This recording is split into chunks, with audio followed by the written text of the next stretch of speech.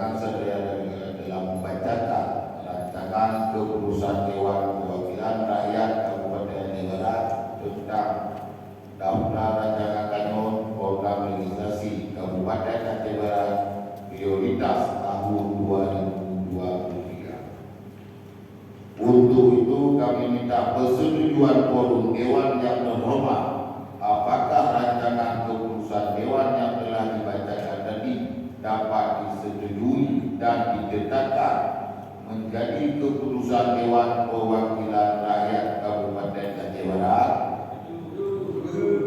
Saya ulangi, apakah disetujui? Terima kasih. Sidang Dewan yang terhormat, hadirin yang berbahagia.